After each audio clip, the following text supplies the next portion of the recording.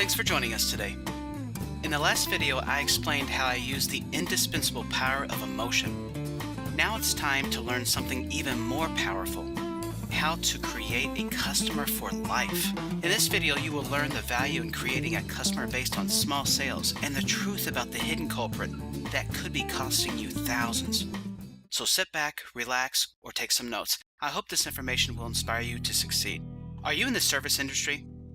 In other words, do you service clients in any capacity? If you answered yes, I have a newsflash. Your business is in serious jeopardy. That's the last thing you want to hear in a vulnerable economy, right? But it's true. Many businesses are vulnerable because their product or service is customer dependent. Some brave companies are wholly customer dependent. These businesses require one thing to stay in business: positive word of mouth. Without it, you're done. The customer is a fickle creature. In a capitalistic society, a customer has choices. Let me ask you this. If given the choice, would you rather give your hard-earned money to someone rude, ill-informed, and with little regard for your ambitions?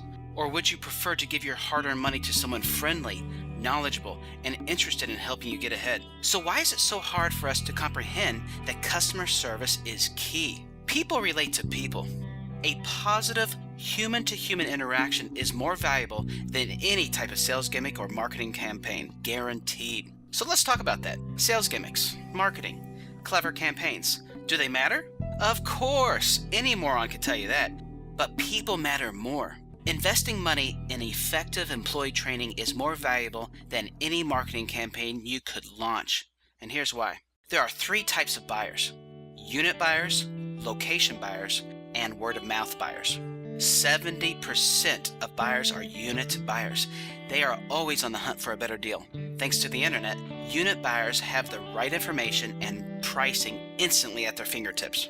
15% of buyers are location buyers. They only buy on the convenience of your location. And the other 15% are word-of-mouth buyers. It's pretty obvious. With the right customer service, you can corner that 15% word-of-mouth market share and your location buyers. But are you really in the market for 30%? I doubt it. So where can you find the rest of your buyers? That 70% unit buyer demographic. Look, that 70% unit buyer is going to march into your store, service center, or website eventually, thanks to price comparison. If he has an incomparable customer service experience, you have a chance to win his future business. If he has a mediocre, unmemorable, or dismal customer service experience, even exceptional price performance will not bring him back in. Okay, in the last video, I also explained my successful career at the boat dealership. I used emotion to sell boats, right? Well, I'll never forget what the owner told me. Selling a boat is not just selling the boat or even the dream. It was about earning the customer for life. That meant parts, service, and storage too. It's a system, you see. Without a strong sales force, there was little opportunity for the owner to make money in parts, service, and the lucrative storage fees. But a sales force that knew how to earn a customer would make the sale, which in turn drives service, parts, and storage income opportunities. Unfortunately, the owner of the store did not realize that his earn a customer for life philosophy was being submarined by one of his most trusted employees, the manager. Here's what happened. Unit buyers often bought new boats from less expensive dealers hours away. Then they would come to our store for a close-to-home warranty deal. Easy, right? Nope. Our manager refused to authorize warranty work on boats not purchased at the dealership. The unit buyer was forced to take this warranty work back to their purchasing dealership many hours away. This retaliation against customers who bought boats elsewhere lost the dealership parts sales, service, storage, and positive word of mouth. Yes, the company might have taken a small loss on the warranty work, but look at what we could have gained. The opportunity for a positive customer relationship. Allowing the parts manager, service manager, technicians, and sales staff to become friends with the customer could have earned many small sales, the next big sale, or even the sale of his friends. Instead, thanks to this policy, it was not uncommon to lose a customer for life. Takeaway: as a business owner, be sure your managers are implementing your customer service philosophy. When it comes to earning a customer for life, there is no small sale. Determine what type of business your managers might be avoiding. This shortcut could be hurting you in a big way. Here's another example on how to lose a customer for life. I'll call this story Subaru versus Reccar. Once upon a time, I decided to purchase a Subaru Impreza. As a unit buyer, I hunted at dealers around the country who were taking part of a $5,000 incentive on my particular model. There were only 2 dealers that had the car and color I wanted. I flew into Norfolk, Virginia, bought the car for $9,000 under MSRP, and drove it 10 hours back to Louisville. Eventually, I discovered my new purchase had a front-end alignment factory issue. I took it to my local dealer just 6 miles from my home. This dealership was in a prime position to win all of my maintenance and upkeep business. This could have added up to thousands over the years. I arrived and described my problem. The manager proceeded to ask me where I purchased the car.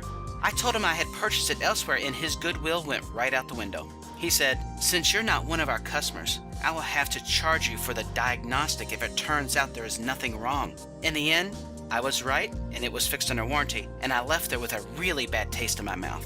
The next time I had car trouble, I hesitated to contact him, but the dealership was only 6 miles away from my home. It seemed silly not to.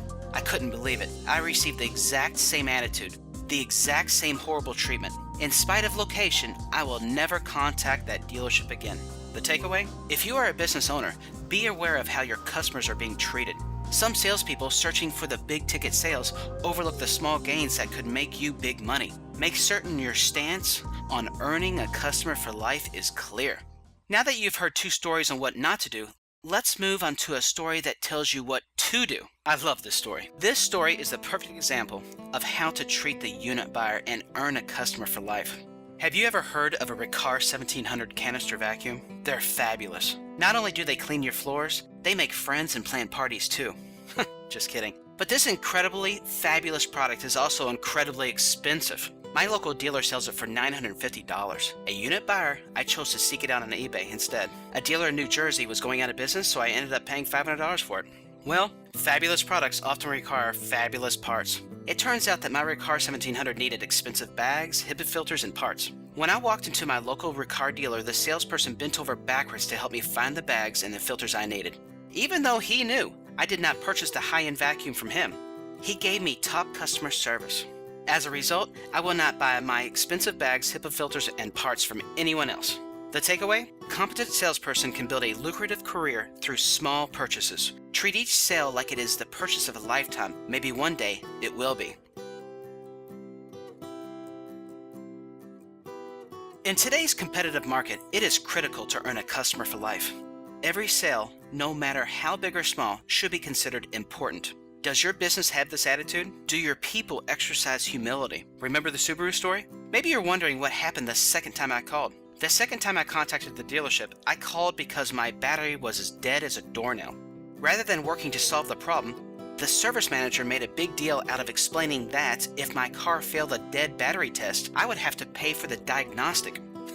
You know, at AutoZone, that same battery test was free, folks. Even though it was beyond obvious my battery was dead, I did not take my car to that dealer. Why would I? The manager was not interested in selling me the dream of a car that could run, or even being nice to me. The manager was interested in punishing me for not buying a car at his dealership. How does this manager expect to remain in business with such a poor bedside manner? How do you think the owner would react if he knew about the situation?